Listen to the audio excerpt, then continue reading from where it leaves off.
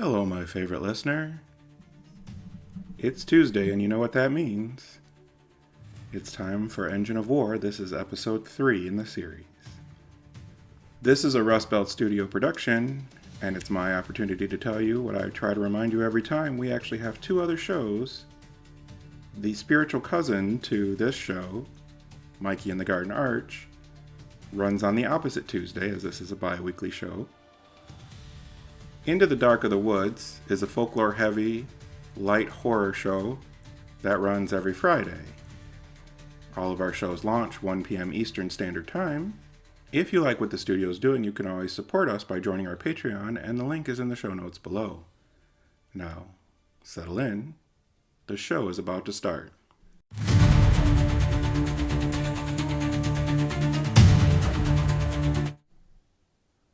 Dawn burned off in a white film, and the timber camp woke mean. The cookhouse bell missed the first note twice before it found the third. Men called it good enough and answered anyway. Sap popped in the boiler drums like seed spat in a fire. Over on the south line, the big saw carriage shook its iron shoulders and coughed steam with an animal's impatience. Kael felt rested in a way that counts. Spark sitting calm behind his breastbone, not tugging for work yet. Jorran, by contrast, moved like a man who had slept with a joke under his tongue. He clapped a guard on the shoulder, stole a heel of bread from a porter's plate, and sauntered toward the south line as if the day were a coin he meant to spend loudly. Time to smooth a sulk.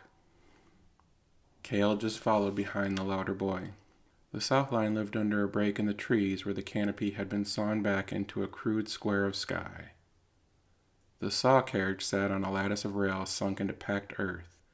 2 blades, as long as men were tall, nested back to back like tusks. Chains fed logs to the mouth. A piston arm braced each trunk against the cut.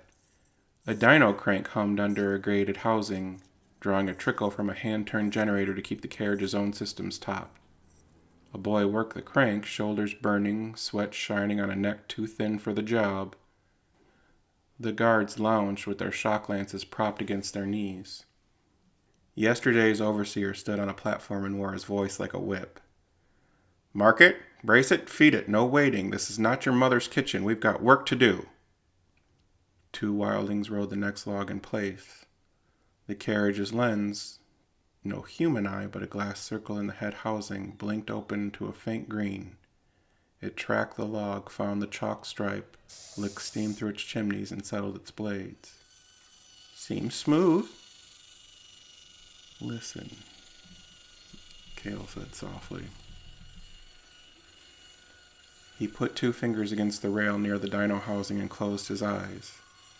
The saw's heart was not a heart as men have them, no red muscle, no wet insistence, but there was a center. Not breath, not hunger, but a patented want, the machine's own way of remembering its purpose: mark, cut, clear, repeat. Around that center, the little dyno trickle ticked, a low, steady thread that wildlings called menlight. A living carriage ate that current the way men eat broth, not joyful, but to go on. The blades met the chalk line, sang and bit, and the carriage purred. Men relaxed, and the morning found its groove and rode it.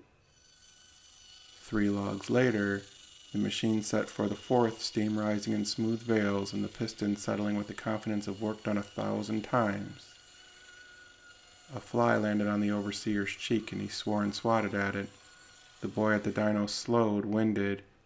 The lens blinked green to clear to green again, and the carriage hesitated.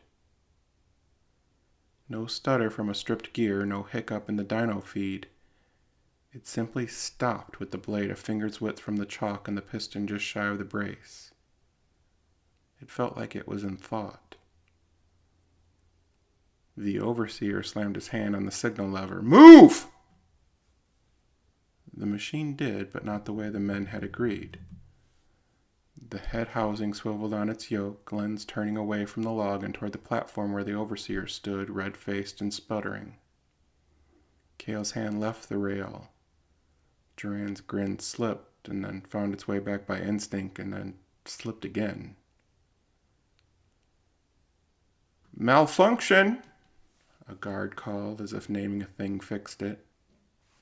No, no, the boy on the dyno cried. He had stopped cranking without meaning to, and now he cranked too fast, as if speed could hammer a moment back into line. The hum rose. The lens did not leave the overseer. Hold! The sergeant barked, and the guards brought the shock lances up in a ragged line. The carriage's saw arm lifted. Not by much, not a flourish, just the measured rise of a tool deciding it could be an arm. Men moved, wildlings scattered, hauling at the log, tipping over rails. The overseer backpedaled along the platform, mouth open. He was close enough that Kael could see the day's stubble on his jaw and the bit of breakfast caught in his teeth. The lens's faint green fixed on him with an indifference that made Kael colder than the outrage would have. Down! The sergeant shouted, and the shock lances spat white. Current crawled the iron skin, lightning taking the long way down. The machine jolted, jaws clenching. The blade dropped half an inch, stalled and twitched. The smell of hot oil and cooked sap rushed up like fleeing birds. Kael's chest tightened. He didn't reach the carriage, he didn't even take a step. But every part of him that had learned to find a rhythm and feed it wanted to move, wanted to lay a palm along iron and smooth before this became a break. He didn't. He wasn't a child and he wasn't a fool. And this wasn't a pulley with a tired tick. This was a living device, a given, which men had always called tool because calling it alive would make too many rules crack. The carriage jerked under a second shock and the lens flickered. For one disobedient beat it swung aside from the overseer and found Kael. No theatrics, no mystical flair, just the line of sight no one could have invented and a stillness inside it as if a metronome had stopped for a count of one to hear a different song. Kael forgot breath. Not fear, recognition, the way one sparker will find another in a crowd without looking for the chain on the robe. The carriage had no face to widen or narrow, no mouth to say the word he felt. It only looked, and in that look was the acknowledgement he had learned to read in the benches of the old professors when they tested boys. You can, you will, if you choose it and survive it. Jorran stepped into the sightline without meaning to, like a man trying to reclaim a stage. The lens did not track him. It found Kael again past Jorran's shoulder, one hard little blink that pulled him out of line. Push! The sergeant barked. The third shock took all the charge the rods could give in one angry bite. Blue-white crawled the carriage like sheet lightning in summer. The saw arm sank. The blades spun and died. The dyno's boy crank stuttered and stopped mid-turn. Something inside the head housing let go with a sound like a fist opening. Sabers! The guards came in mean in practice. Steel bit joints, cog spines chewed at flexible hose.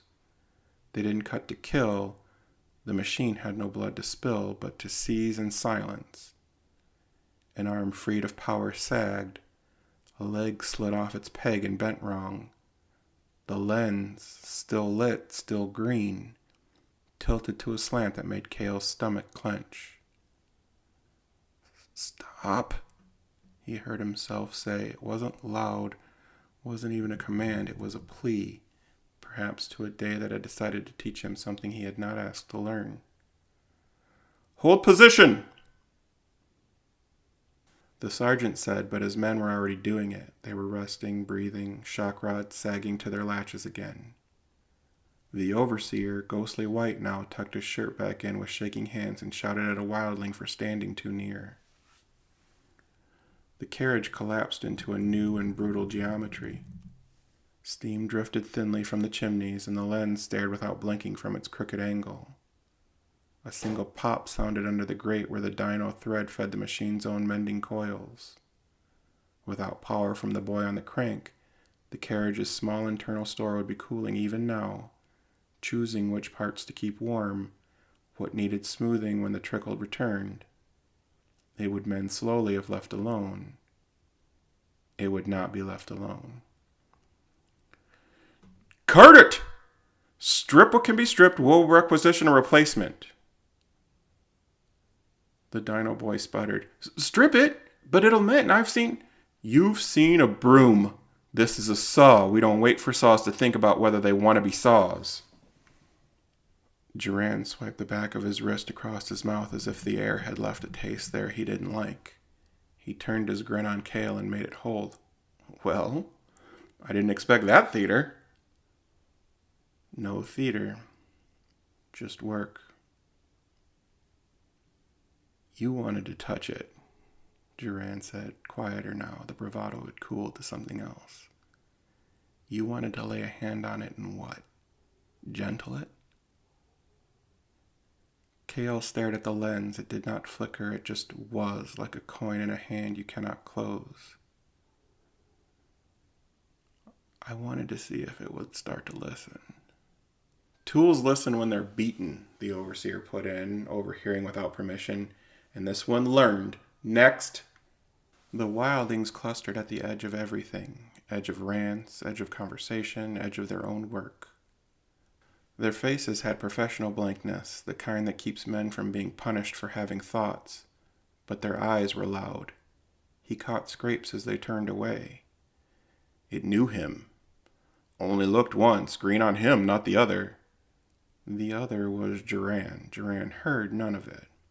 Or he heard and chose to be deaf because he had learned, better than Kael perhaps, how to survive a day by being the loudest thing in it. The sergeant began the slow, difficult work of restoring order by speaking in the voice men have for animals, low, steady, leaving no room for argument. Back to it. You, fetch a barrow. You, bring chains. You, off the rail. He came to Kael last as if he'd been saving him. You all right? Yes. Good.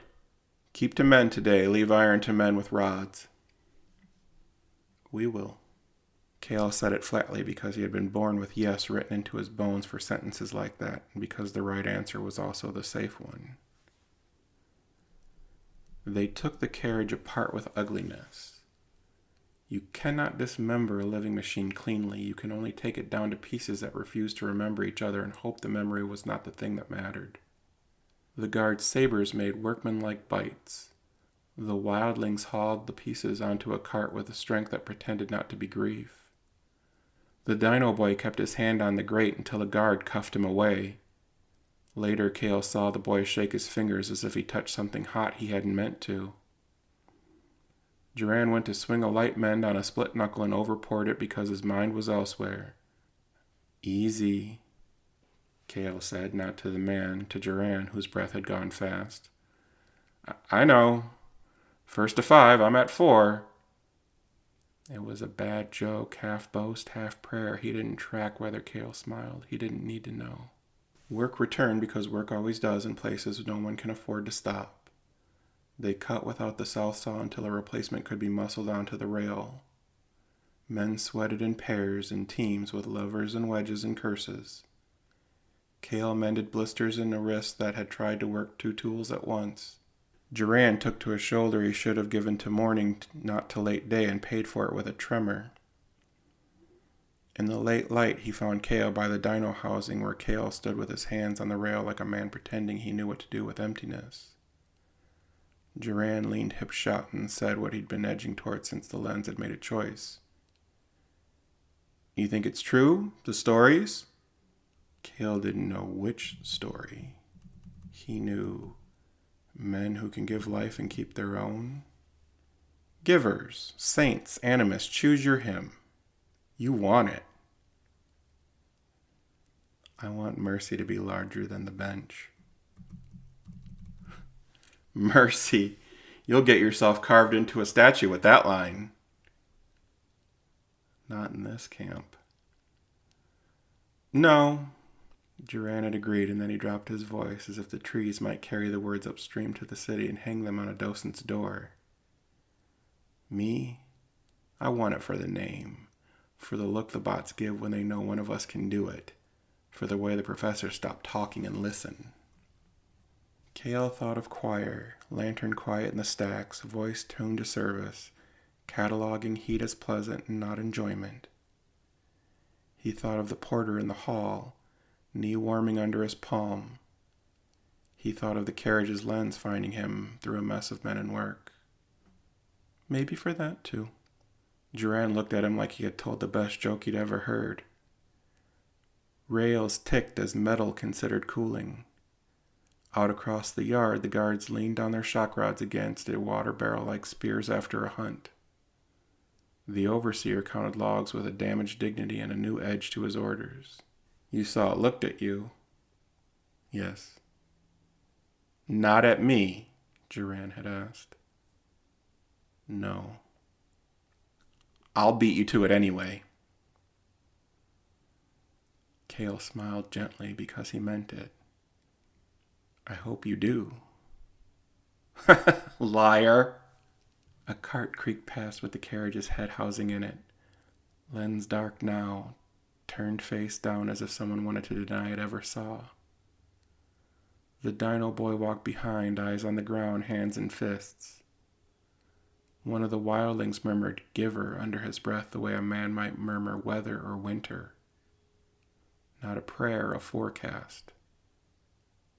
We're heading back tomorrow, the sergeant said. The sergeant looked from Kael to Jorran and then to the cart with its heavy, wrong cargo. If either of you think of putting your hand where it doesn't belong, he said kindly as a man can warn, put it on a cup instead. The city pays for timber, not for boys with their names on bells. We know the ledger, Jorran said easily. I hope not, the sergeant said and walked away. Dusk took the edges off of everything, and the cookhouse bell found its note and kept it. Men gathered under the patched canvas, bowls of stew warming their hands. Kael returned to his place near the guards because that is where he fit until he didn't. Jorran told his lamp story again, bigger this time, and even the overseer smiled with his mouth if not his eyes. The wildlings ate like men who could not afford to do two things at once. When Kael stepped out, the south line was a dark spine under darker trees. The space where the carriage had been looked like a missing tooth. He rubbed the heel of his palm against his sternum, a habit he had not meant to keep. The ache was barely there today. His draw had not been spent very much at all. It was the memory of a look some men never received. Some men would chase, and some men would never forgive. Weapon or mercy, he asked himself, not knowing he had started catechism he would pray for years. Weapon if a blade rose in a machine's hand at a human throat. Mercy if a spark given could teach iron a better purpose than cutting and being cut. Mercy if given life meant no more men died under logs. Weapon if turning tools into choosers set the world to a fire no bench could quench. Ozone ash rain. The scent hung in his head, the gills refrain, even without a draw to justify it, like a song that had come back when the singer has already left the square. He went to his bunk with the question, and the wilds breathed their slow, indifferent breath around the camp. And on a cart under a canvas someone had thrown over it like shame, a head housing cooled, and a lens that had known green remembered nothing that men could see. The glow in the carriage's chest, its quiet men light, the little life it kept for itself, would gutter and return with the next trickle of dino. Another day, another camp, another pair of hands would feed it if they were close enough and brave enough to say its name, but not today. Not yet.